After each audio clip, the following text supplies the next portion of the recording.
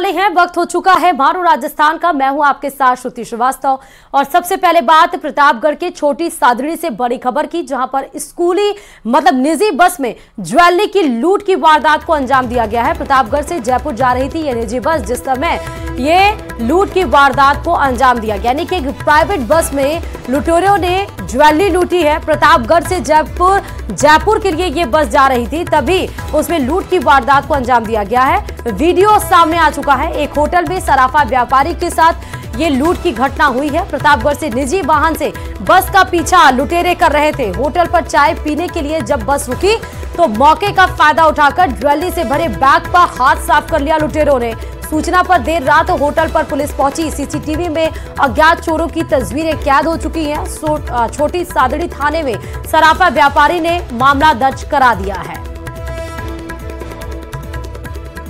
तो जब चाय पीने के लिए ये बस रुकी, उस दरमियान घात लगाए बैठे बदमाशों ने ज्वेलरी से भरा बैग लूट लिया। सराफा व्यापारी के साथ लुटेरों ने एक निजी बस में लूट की वारदात को अंजाम दिया है। बदमाशों की तस्वीरें इस सीसीटीवी फुटेज में कैद हो चुकी हैं। वीडियो ये होटल का बताया जा रहा है, जिसमें आरोपी के चेहरे नजर आ रहे हैं। और इधर राजसमंद की आमेर से भी बड़ी खबर आपको बताते चले, जहां पर चोरी करते चोर को ग्रामीणों ने दबोच लिया। दरअसल सूरे मकान में चोरी की वारदात को अंजाम दे रहे थे ये चोर। मकान मालिक के पहुंचने पर चोर हत्थे चढ़ा और मौके का फायदा नहीं उठा पाया, यानी मौके पर लोग इकट्ठा हो गए और ग्रामीणों ने जमकर उस चोर की धुनाई भी की। मौके पर पुलिस पहुंची, चोरों को पकड़ लिया है। आमेर के छत्रपति शिवाजी नगर की ये पूरी घटना है। तो मकान मालिक पहुंच गया जब चोर चोरी कर रहे थे, उसी दरमियान ग्रामीणों ने धर दबोचा, जमकर उनकी धुनाई की गई। पुलिस को इत्तला किया गया और सूचना पर पुलिस मौके पर पहुंची। पुलिस ने चोरों को पकड़ लिया। आमेर के छत्रपति शिवाजी नगर की ये पूरी घटना है। सूने मकान में चोरी की वारदात को अंजाम देने की फिराक से चोर अंदर घुसे थे, लेकिन मकान मालिक आ गया तब तक, और शोर मचाने पर ग्रामीण के और भी लोग इकट्ठा हो गए और उसके बाद चोरों को रंगे हाथों पकड़ा गया है। जयपुर के कालवाड़ इलाके में नियम विरुद्ध काटी जा रही कॉलोनियों पर जेडीए ने कार्रवाई की है। दरअसल बिना अनुमति किए गए पक्के निर्माण पर जेडीए का पीला पंजा चला और अतिक्रमण हटाया गया है। आप तस्वीर देख रहे हैं। जेडीए की टीम ने यहां पर 44 बीघा यानी कि 44 बीघा भूमि पर काटी जा रही अवैध कॉलोनियों और अवैध निर्माण पर कार्रवाई की है और जेसीबी की सहायता से पक्के अतिक्रमण को हटवा दिया गया है। टीम ने दिव्या एनक्लेव 13, कालवाड़ वाटिका, आजाद नगर और विकास नगर में इस पूरी कार्रवाई को अंजाम दिया है। तो 44 बीघा जमीन पर अवैध कॉलोनियों का निर्माण किया जा रहा था, जिनके भी वहां पर घर बनने के लिए बाउंड्रीज खड़ी हुई थी या अपनी जमीन को वहां पर बाउंड्री के जरिए छेका गया था, उन सब के ऊपर जेडीए का ये पीला पंजा चलता हुआ। पक्के निर्माण पर जेडीए का ये पीला पंजा चला और अवैध निर्माण जो कॉलोनियां बसाई जा रही थी उन सबको ध्वस्त किया गया है बुलडोजर के जरिए। और श्रीगंगानगर के अनूपगढ़ से बड़ी खबर आपको बताते चले, घड़साना जा रही कार और पिकअप में जोरदार टक्कर हो गई और इस टक्कर में 3 लोगों की ऑन द स्पॉट मौत हो गई। 2 लोग गंभीर रूप से घायल बताए जा रहे हैं और उस गंभीर रूप से घायल में एक कार सवार बच्चा है और पिकअप चालक बताया जा रहा है। बहुत कड़ी मशक्कत के बाद से जो कार चालक था उसको अंदर से निकाला गया। तीनों शवों को पुलिस ने मोर्ची में रखवा दिया है। उनके परिजनों को सूचना दे दी गई है। जो एक बच्चा गंभीर था, जो पिकअप चालक था, उसको हॉस्पिटल पहुंचाया गया है। नेशनल हाईवे की ये पूरी घटना है। नेशनल हाईवे 911 के पास बस स्टैंड के पास ये भीषण हादसा हुआ है। आप कार और पिकअप के अगर तस्वीरें आपको जो दिखा रहे, फिलहाल ये शव की तस्वीरें हैं। ऑन द स्पॉट मौके पर 3 लोग इसमें जिनकी मौत हो गई है, वो शव अब मोर्ची में रखवा दिए गए। ये पिकअप की तस्वीर देखिए, आगे का पूरा पोर्शन डैमेज है, पहिए इधर से उधर है, आगे पूरा पोर्शन, और जो पिकअप चालक है उसकी ये तस्वीर आपको दिखा रहे हैं, जहां पर इसको हॉस्पिटलाइज किया गया, जहां पर उनका इलाज जारी है। और कार सवार 3 लोगों की मौके पर मौत हो गई है, लेकिन उसमें एक बच्चा था जो घायल हो गया है, जिसकी तस्वीर अभी आप देख रहे हैं, यही वो बच्चा है। 3 लोगों के शवों को मोर्ची में रखवा दिया गया है। उनके परिवारजनों को सूचना दे दी गई है और कार की भी हालत बेहद ही ज्यादा बुरी कंडीशन में है।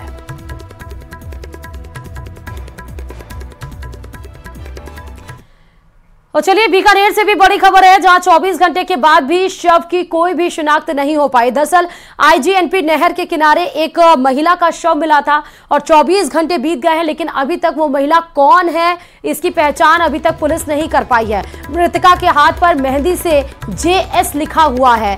हत्या के बाद आईजीएनपी नहर में शव फेंकने की आशंका जताई जा रही है पुलिस की तरफ से, और पुलिस को सीसीटीवी फुटेज भी एक मिला है। अब सीसीटीवी फुटेज के आधार पर पुलिस आगे की कार्रवाई में जुटी हुई है। लेकिन सबसे पहली बात कि जो अज्ञात महिला का शव आईजीएनपी नहर के पास मिला वहां पर, और उस महिला के हाथ में मेहंदी से जो JS लिखा हुआ है, ये महिला कौन है, सबसे पहले उसकी शिनाख्त करना जरूरी है कि वो महिला कौन है। 24 घंटे बीत चुके हैं लेकिन महिला की शिनाख्ती अभी नहीं हो पाई है, और एक सीसीटीवी वीडियो भी पुलिस के हाथ लगा है, जिसके आधार पर हो सकता है कि पुलिस को कार्रवाई में सफलता जरूर मिले। फिलहाल ये तस्वीरें आईजीएनपी नहर में शव जो फेंका गया है शव उस अज्ञात महिला का है।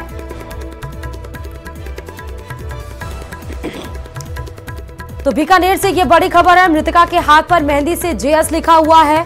कौन है ये JS जिसका नाम उसने लिखा है, और महिला का, क्योंकि प्रथम दृष्टया ये पुलिस ये आशंका जता रही है कि महिला को फेंका गया है इसमें, यानी सुसाइड नहीं कमिट किया है। ये एक प्रथम दृष्टया कहीं ना कहीं मर्डर केस लग रहा है पुलिस को। फिलहाल हत्या के बाद आईजीएनपी नहर में शव फेंकने की पूरी आशंका जताई जा रही है। और इस बीच पाली से बड़ी खबर आपको बताते चले कि ट्रक चालक के साथ लूटपाट की घटना को अंजाम दिया गया है। दरअसल बोलेरो में सवार होकर लुटेरे आए और ट्रक चालक से 49 लाख की लूट की घटना को अंजाम दिया गया। 49 लाख रुपए ट्रक चालक से लूट ले गए। बोलेरो में सवार होकर आए थे लुटेरे और उस दरमियान ट्रक चालक को रोककर उसके साथ लूटपाट की पूरी घटना को अंजाम दिया गया। 1, 2, 10 लाख नहीं, सीधे 49 लाख रुपए लूटे गए हैं। इस वक्त की सबसे बड़ी खबर आपको बता रहे हैं, ये आप तस्वीरें भी देख रहे हैं पाली से, जहां पर ट्रक चालक के साथ लूटपाट की घटना को अंजाम दिया गया। तुरंत फौरन ट्रक चालक ने पाली पुलिस को सूचना दी और पुलिस अब पूरी कार्रवाई में जुट गई है। ट्रक जहां पर उसके साथ लूटपाट की घटना को अंजाम दिया गया, जो ट्रक आपको तस्वीरों में दिख रहा है, इसी के ट्रक चालक से लूटपाट की घटना को अंजाम दिया गया है। ज्यादा जानकारी के साथ संवाददाता श्याम जुड़ चुके हैं। श्याम, क्या है पूरी जानकारी, कब ये घटना हुई और अभी पुलिस क्या कर रही है? जीरे के फसल के साथ ट्रक चालक के पास पैसे थे। जी श्याम। जी, ये पाली जिले के सोजत थाना क्षेत्र के अटपड़ा गांव के पास का मामला है, जहां आज सवेरे एक ट्रक चालक गुजरात के ऊंचा से जीरा बेचकर वापस नागौर की तरफ जा रहा था और सोजत थाना क्षेत्र के अटपड़ा गांव के आसपास पहुंचा था। इसी दरमियान एक बोलेरो गाड़ी आई थी और उन्होंने ट्रक को रुपया, जिसमें से 4-5 बदमाश नीचे उतरे और ट्रक चालक के पास से 49 लाख रुपए थे, जो जीरा बेचकर ऊंचा की मंडी से जीरा बेचकर वापस नागौर जा रहा था, जो किसानों को देने थे। लेकिन बीच रास्ते में ही कुछ बदमाशों ने इस ट्रक चालक से ये लूट की वारदात को अंजाम दिया। हालांकि जिस तरीके से ट्रक चालक ने पुलिस को बताया है, पुलिस उसने आरोप लगाया कि वो सवेरे नागौर की तरफ जा रहा था। इसी दरमियान उसे बोलेरो कैंपर में सवार आए लोगों ने रुकवाकर उनके पास से जो पैसे थे लूट कर फरार हो गए। पुलिस ने फिलहाल पूरे रास्ते में नाकाबंदी करवाई है और जो रास्ते में सीसीटीवी फुटेज कैमरे हैं उनके सीसीटीवी फुटेज निकाले जा रहे हैं। प्रयास किया जा रहा है कि जो वारदात हुई उसको जल्द से जल्द लूट के आरोपियों को गिरफ्तार करने का प्रयास किया जा रहा है। जी नहीं, ये बोलेरो चालक को कैसे पता चला कि ट्रक चालक के पास 49 लाख रुपए हैं? जी, जिस तरीके से ट्रक चालक ने पुलिस को बताया है कि अज्ञात लोग थे और अज्ञात लोग ही थे जो गाड़ी में सवार होकर आए हैं, उससे कुछ न कुछ इस तरीके का मामला लग रहा है। या तो जो इस किसानों से लेकर ये उन्हें पूर्व में पता है कि ये जो ट्रक चालक है उनका से जो किसानों की फसल का पैसा लेकर वापस आ रहा है, या इसमें किसी की मिलीभगत भी होती है। अभी इस पूरे मामले में किसी प्रकार से ये नहीं कहा जा सकता कि पूरा मामला क्या है। पुलिस पूरे मामले की छानबीन में लगी है, छानबीन के बाद ही पता चल पाएगा कि आखिर क्या माजरा है। जी, बहुत शुक्रिया श्याम तमाम जानकारी देने के लिए। तो बता दें कि ट्रक चालक जीरे की फसल के साथ के पास पैसे थे। नागौर के किसानों की जीरे की फसल के ये पैसे ट्रक चालक के पास थे। सोजत थाना क्षेत्र के अटपड़ा गांव के निकट ही इस लूट की वारदात को अंजाम दिया गया। सोजत थाना पुलिस मौके पर पहुंच गई है। आसपास के क्षेत्र में नाकाबंदी करवाई गई है, सीसीटीवी फुटेज मंगवाए गए हैं, जिसके आधार पर लुटेरों की तलाश की जाएगी। और अब बात करौली की, जहां पर कलेक्ट्रेट के सामने नायब तहसीलदार का शव मिलने से सनसनी फैल गई है। सुबह पार्क में घूमने आए लोगों को पेड़ पे लटका हुआ शव दिखा और इसकी सूचना तुरंत ही पुलिस को दी गई। मौके पर पहुंची पुलिस ने शव को कब्जे में ले लिया। शव की शिनाख्त भरतपुर निवासी राजेंद्र सिंह के तौर पर हुई है। बताते चले कि राजेंद्र सिंह करौली में नायब तहसीलदार के पद पर तैनात था और 5 दिन पहले ही उसने ज्वाइन किया था। पुलिस ने मृतक के परिजनों को सूचना दे दी है और मामले की हर एंगल से जांच की जा रही है।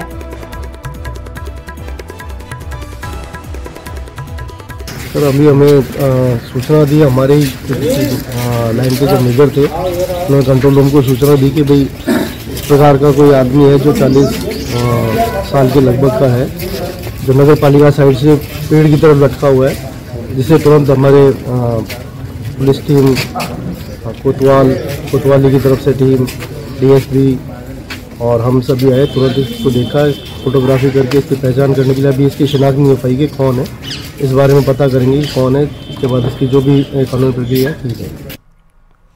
और चलिए, इस बीच कोटा से बड़ी खबर आपको बताते चले कि खाना खाने के बाद दरअसल 3 लोगों की तबीयत बिगड़ गई। एक ही परिवार के ये तीनों सदस्य हैं जिनकी खाना खाने के बाद तबीयत बिगड़ी है। एक 12 साल की लड़की की मौत भी हो गई है इसमें, जबकि मां और 17 साल के बेटे का इलाज जारी है। गंभीर हालत में तीनों को अस्पताल में भर्ती करवाया गया था। पुलिस सामूहिक सुसाइड के प्रयास के एंगल से भी जांच कर रही है। मोड़क थाना इलाके का ये पूरा मामला है। खाना खाने के बाद तीनों की तबीयत अचानक से बिगड़ी। फौरन उनको हॉस्पिटल लेकर जाया गया, जहां पर लड़की जो 12 साल की बताई जा रही है उसमें उसकी मौत हो गई। मां और 17 साल की उसके भाई का अभी भी इलाज चल रहा है। पुलिस को सूचना लगी, पुलिस सुसाइड के एंगल से भी इस मामले में तफ्तीश में जुट गई है। बड़ी खबर आपको इस वक्त की कोटा से बता रहे हैं। मोड़क थाना इलाके का यह पूरा मामला है। मां और 17 साल के बेटे का इलाज जारी है, लेकिन दुख की बात इसमें यह है कि गंभीर हालत में तीनों को अस्पताल में जब लाया गया तो बेटी की इसमें मौत हो गई। अब पुलिस को यह सुसाइड लग रहा है प्रथम दृष्टया, तो इस एंगल से भी पुलिस अब जांच कर रही है।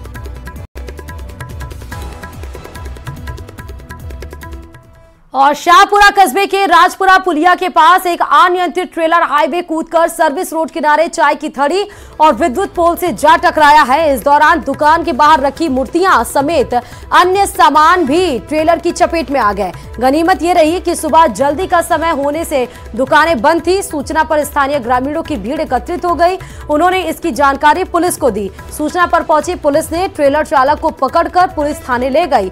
सुबह का वक्त है इसलिए दुकानें बंद थी, लेकिन जिस तरह से ये ट्रेलर दुकान से टकराया है, बिजली के पोल से टकराया है, अगर दुकान खुली रहती, सुबह का वक्त होता है, लोग चाय वाय पीते हैं, तो ये दुर्घटना बड़ी हो सकती थी।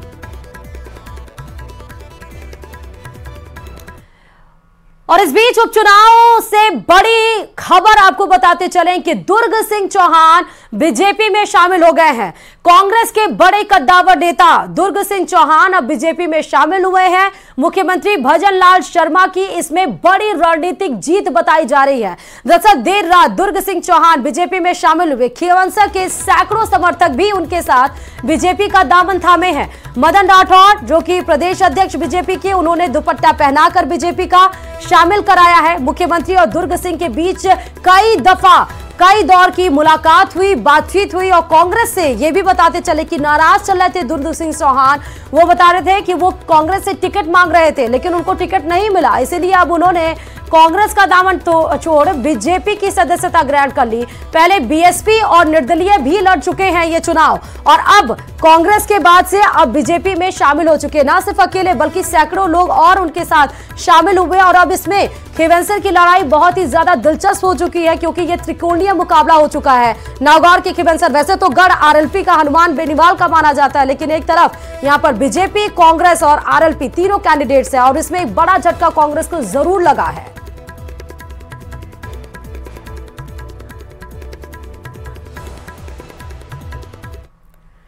और इधर राजस्थान लोक सेवा आयोग ने पेपर लीक और नकल के चलते ईओ आरओ भर्ती परीक्षा 2022 को रद्द करते हुए 23 मार्च 2025 को दोबारा आयोजित करने का ऐलान किया है। दूसरी तरफ इस मामले में एसओजी ने गिरफ्तार किए गए 19 आरोपियों को कोर्ट में पेश किया। इनमें से 16 आरोपियों को फिर से कोर्ट ने रिमांड पर सौंपा है, जबकि 3 ऐसे आरोपी हैं जिनको न्यायिक अभिरक्षा में जेल भेजने के कोर्ट के द्वारा आदेश दिए गए हैं। देखिए रिपोर्ट।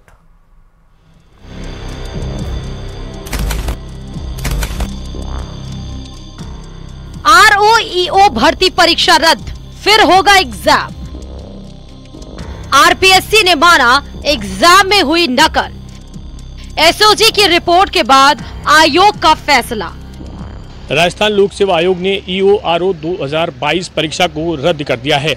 आरपीएससी के सेक्रेटरी ने आज इसके आदेश जारी किए हैं। उनका मानना है कि ईओआरओ परीक्षा में बड़े स्तर पर नकल हुई है।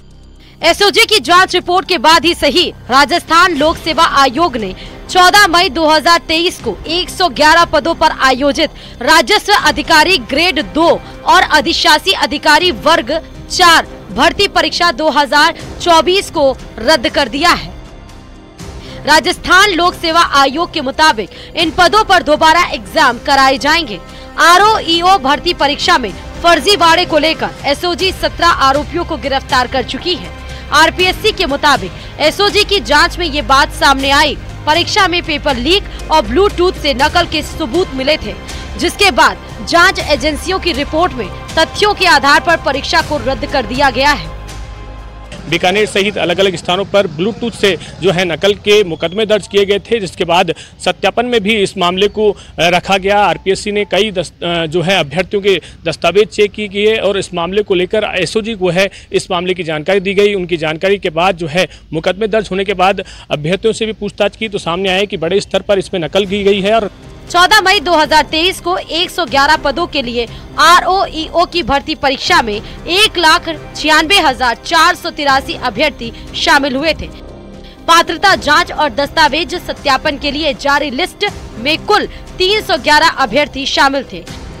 इस परीक्षा के आयोजन को लेकर नया शहर पुलिस थाना बीकानेर में एक शिकायत दर्ज कराई गई, जिसमें कई सेंटर्स पर इलेक्ट्रॉनिक डिवाइस के जरिए नकल की शिकायत की गई, जिसके बाद शिकायतों के आधार पर 12 जून 2024 को शिकायतों की जांच के लिए एटीएस और एसओजी को पत्र लिखा गया था। डॉक्यूमेंट सत्यापन शामिल अभ्यर्थियों के संदिग्ध होने पर आयोग ने 2 से 8 अगस्त 2024 तक कई अभ्यर्थियों के दस्तावेज की फिर से जाँच कर पूछताछ नोट तैयार किया। अतिरिक्त महानिदेशक एटीएस और एसओजी ने 28 अगस्त 2024 को आयोग को कई गोपनीय जानकारी दी थी। इसके बाद 24 अक्टूबर को एसओजी जयपुर ने 19 अक्टूबर को दर्ज मुकदमे में कई आरोपियों को गिरफ्तार किया था। एसओजी की पूछताछ में अब तक ये सामने आई है बात कि तुलछाराम कालेर और उसके साथियों ने मिलकर राजस्व अधिकारी ग्रेड 2 और अधिशासी अधिकारी वर्ग 4 प्रतियोगी परीक्षा 2022 में परीक्षा से पहले ही पेपर हासिल कर ब्लूटूथ के जरिए नकल करवाई थी। एसओजी को उम्मीद है कि ये कार्रवाई लंबी चलेगी। साथ ही आने वाले वक्त में कई फर्जी और डमी अभ्यर्थियों के साथ दलालों पर शिकंजा कसा जा सकता है। 111 पदों के लिए इस परीक्षा का आयोजन किया गया था और इसमें 1,96,000 अभ्यर्थियों ने परीक्षा दी थी और अलग अलग स्थानों पर सेंटर आए थे। इसी सेंटर के बीच जो है ये परीक्षा में नकल के मामले जो हैं वो सामने आए। फिलहाल इस परीक्षा को रद्द कर दिया गया है। कैमरा पर्सन कौशल सेन के साथ अशोक सिंह, न्यूज़ 18 अजमेर। और इधर भरतपुर के वैर विधायक बहादुर सिंह कोहली के ST/SC एक्ट वाले बयान के बाद लोगों में काफी ज्यादा गुस्सा है। एक तरफ उनसे माफी की मांग की जा रही है तो दूसरी तरफ उनके खिलाफ जिला अधिकारी को ज्ञापन सौंपकर कार्रवाई की मांग की जा रही है। वहीं इस बीच विधायक बहादुर सिंह कोहली ने साफ कर दिया है कि वो अपने बयान पर कायम रहेंगे। देखिए रिपोर्ट।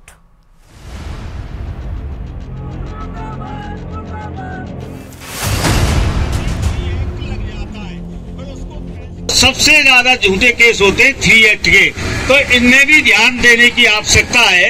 यानी जो 3 एक्ट जो लगते हैं उन पर सबसे ज्यादा ध्यान दिया जाए। एक सिर्फ कोई बदमाशी नहीं, कोई गुंडागिर्दी नहीं, और एक गुंडागिर्दी है तो 3 एक्ट की है, पर इसमें हमारे अधिकारी बैठे हैं और 3 एक्ट की जो गुंडागिर्दी है इसको खत्म होनी चाहिए, ये मेरा निवेदन है। बीजेपी विधायक बहादुर सिंह कोहली का ये वही बयान है जिसके खिलाफ जाटव समाज के लोग आग बबूला हैं। बहादुर सिंह कोहली के खिलाफ कार्रवाई की मांग हो रही है। जाटव समाज के लोगों ने जिला कलेक्ट्रेट के सामने प्रदर्शन किया और विधायक बहादुर सिंह कोहली के खिलाफ कार्रवाई की मांग की है। वैसे विधायक बहादुर सिंह कोहली द्वारा एक दिए गए बयान को लेकर लगातार सरगर्मियां तेज होती जा रही हैं। बयान को लेकर के जो जाटव समाज के लोग हैं वो विरोध कर रहे हैं। उपखंड अधिकारी को भी ज्ञापन दिया और जिला कलेक्ट्रेट कार्यालय के सामने भी उन्होंने धरना प्रदर्शन किया। भरतपुर जिले के वैर विधानसभा क्षेत्र से विधायक बहादुर सिंह कोहली अपने अनोखे और विवादित बयानों को लेकर हमेशा चर्चाओं में रहते हैं। दरअसल जिस बयान पर जाटव समाज भड़का हुआ है वो बयान उन्होंने 9 अक्टूबर को खेरेली मोड़ थाने के उद्घाटन के दौरान पुलिस अधिकारियों के सामने दिया था, जिसमें उन्होंने कहा कि अनुसूचित जाति के लोग पर धारा 3 के झूठे मुकदमे दर्ज कराने का आरोप लगाया गया था। बयान पर बवाल मचा है, लेकिन समता आंदोलन कार्यक्रम में भरतपुर पहुंचे विधायक बहादुर सिंह कोहली ने साफ शब्दों में कहा कि उन्होंने जो कहा वो गलत नहीं है और वो अपने बयान पर कायम है। मैंने जो कहा था किसी भी जाति का नाम नहीं लिया, यानी 15-20 जातियां एससी के अंदर आती हैं, मैं भी एससी का हूं। मैंने किसी भी जाति का नाम नहीं लिया। मैंने यही कहा था भाई जिस तरीका से ये संविधान बना, जब से कानून बना, भाई जो एससी के लोग हैं उनके ऊपर कोई जनता ऐसी कोई भी घटना या दुर्चार नहीं करे, उसके लिए था, मगर इसका दुरुपयोग करते हैं।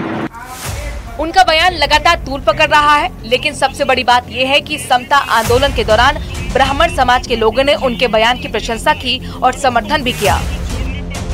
इसी तरह के लोग जो है वो उन्होंने आरोप लगाया कि इसी की वजह से ये प्रदर्शन कर रहे हैं। मैं अपने बयान पर आज भी कायम हूँ और मैंने जो कहा था वो सही कहा था।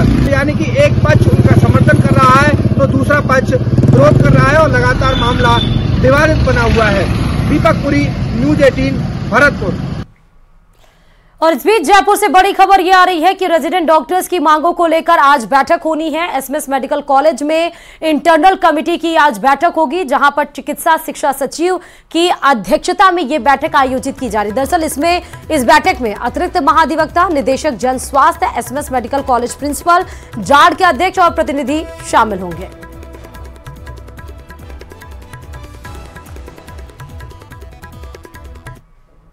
और अब बात झालावाड़ से बड़ी खबर की। अवैध हथकढ़ शराब के खिलाफ पुलिस की बड़ी कार्रवाई की गई है। उन्हेल क्षेत्र के टोकड़ा कंजर डेरा इलाके में यह कार्रवाई को अंजाम दिया गया, जहां मौके पर 3000 लीटर वॉश नष्ट किए गए हैं। अवैध शराब बनाने की भट्टियां सहित उपकरण भी नष्ट किए गए पुलिस के द्वारा। उन्हेल गंगधार डग पुलिस की संयुक्त टीम ने इस पूरी कार्रवाई को अंजाम दिया, जहां पर देखिए हथकढ़ शराब को नष्ट करते हुए पुलिस नजर आ रहे हैं। मौके पर 3000 लीटर वॉश को नष्ट किया गया। अवैध हथकढ़ शराब के खिलाफ पुलिस की एक तरह से कह सकते हैं कि एक पूरी मुहिम चल रही है और जगह जगह जाकर पुलिस को जैसे ही सूचना लगती है वो वहां पर पहुंचते हैं और वाकई वहां पर जाकर उनको दिखाई पड़ता है कि धड़ल्ले से वहां पर अवैध शराब बनाई जा रही है। और जहां पर पुलिस अब देखिए कि झालावाड़ में भी पहुंची है और मौके से 3000 लीटर वॉश को नष्ट किया गया है। उन्हेल गंगधार डग पुलिस की संयुक्त कार्रवाई टीम ने इस पूरी कार्रवाई को अंजाम दिया है और अवैध शराब बनाने की भट्टियां सहित उपकरण जो वहां पर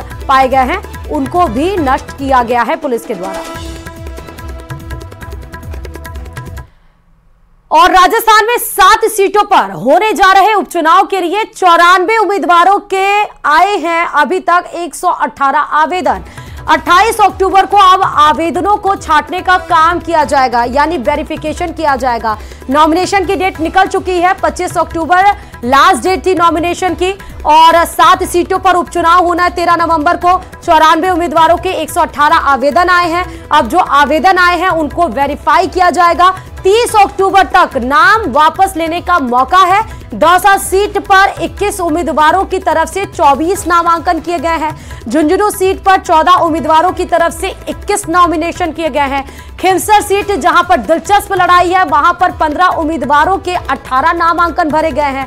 84 सीट पर 13 उम्मीदवारों के द्वारा 16 नामांकन भरे गए हैं। उनियारा देवली सीट पर 13 उम्मीदवारों के 13 नामांकन भरे गए हैं। रामगढ़ सीट पर 11 उम्मीदवारों के 14 नामांकन है। वहीं सलुम्बर सीट की अगर हम बात करें तो वहां 7 उम्मीदवारों के 12 नामांकन भरे गए हैं। यानी 7 सीटों पर चाहे बीजेपी हो, चाहे कांग्रेस हो, चाहे बाप हो, चाहे आरएलपी हो, उनके प्रत्याशियों के द्वारा नामांकन पत्र दाखिल कर दिए गए हैं। 25 अक्टूबर सुबह 11 बजे से लेकर दोपहर के 3 बजे तक नामांकन की प्रक्रिया थी। बस 28 अक्टूबर को 118 आवेदन को वेरीफाई किया जाएगा और 30 अक्टूबर तक नाम वापस लिए जा सकेंगे। 13 नवंबर को आपको बता दें कि 7 सीटों पर उपचुनाव होने हैं।